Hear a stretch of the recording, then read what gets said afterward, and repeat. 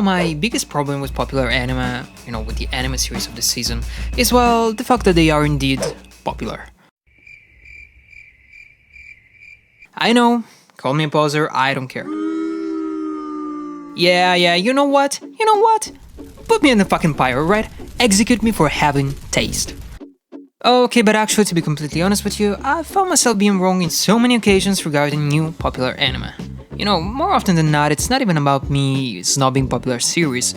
It's more about me waiting for the hype to die out and avoid spoiling the entirety of the show just by opening any social media during its airing time.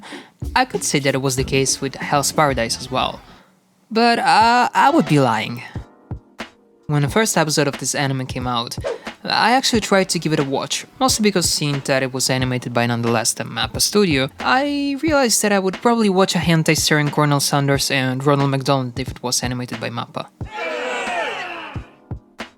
What? Come on, that was just an example. But after watching a couple of minutes of the show, I realized that I couldn't care less about it. It just didn't click with me for whatever reason, so I kinda just left it there without even thinking about giving it a second chance. That was until a couple of days ago, when I realized that I literally had nothing interesting to watch. It was then that a far, echoing voice in my head quietly whispered into my ear, "You dumbass! Go watch Hell's Paradise!" And I promised that the reason for me to give it a second chance was not this scene I found while scrolling on TikTok.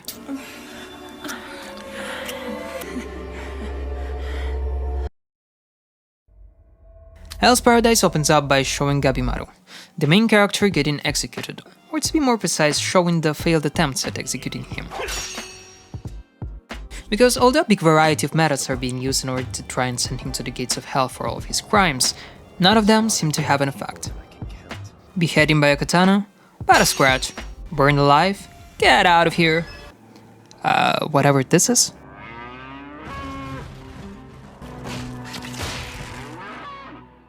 I stretched twice as much in the morning.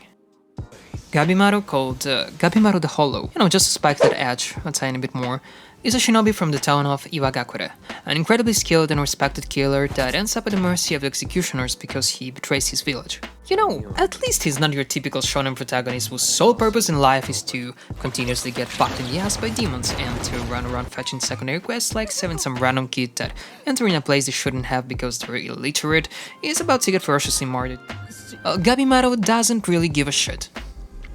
He's not a hero. He doesn't care about others' approval.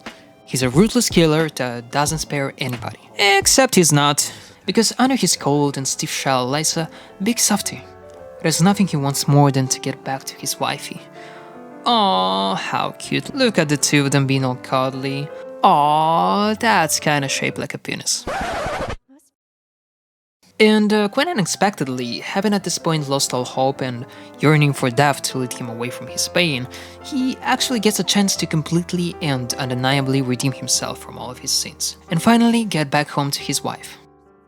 This absolute baddie that was supposed to kill him explains that an elixir of life is believed to be hidden at an eerie island that's filled with extremely bizarre, outerworldly creatures, and from which none of the previous expeditioners ever managed to come back home. Except for this one dude that is probably watching the second season of No Game No Life right now. I'll have some of what he's on, thank you. After agreeing right away, Gabimaru gets taken to a secret location with his eyes covered. Once there, he realizes that other than being tied, sitting on the floor with some of the worst Japanese criminals that were also sentenced to the death penalty, they're all in the presence of the Emperor himself.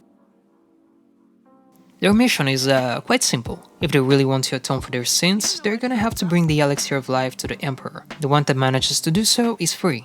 All the other ones, well, they're gonna be executed.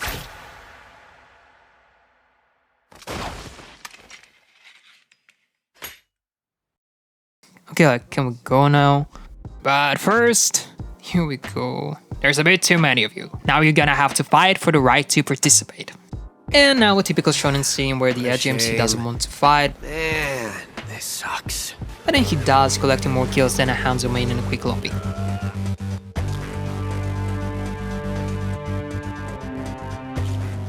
Only 10 of them are now left alive.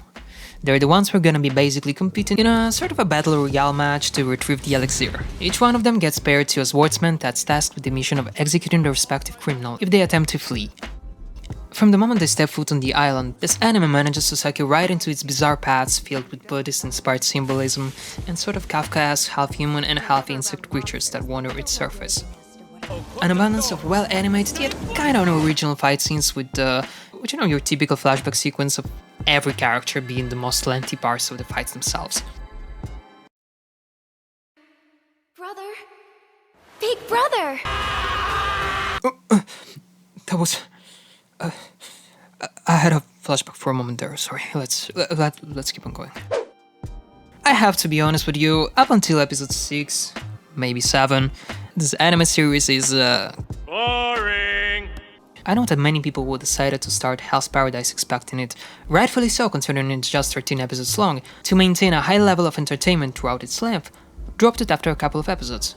And I definitely do not blame you. It's not like the first episodes of this series aren't good. It still got a very unique and eerie aesthetic, a somewhat alright adventurous kind of feel to it, and some sophisticated. Ladies, you know, especially this one is kinda cute.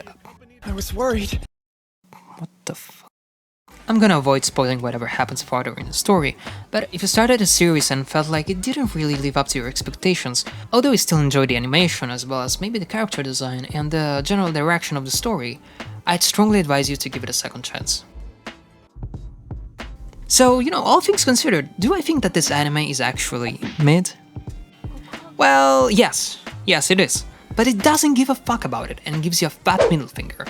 Cause MAPPA knows, they know. They just know that they don't have to animate amazing stories. The only thing that they need to do is to animate them well. And they're extremely good at doing that. You know, just try to push through the first half of this anime. Believe me, you're not gonna regret it. Maybe. I actually didn't like it that much, to be honest with you. Thank you very much for watching this video, I really hope you enjoyed it. If you did, don't forget to leave a like and subscribe to the channel because I'll be doing many more of these videos in the future. In the meantime, be sure to check out all of my other content. Thank you very much again, and goodbye!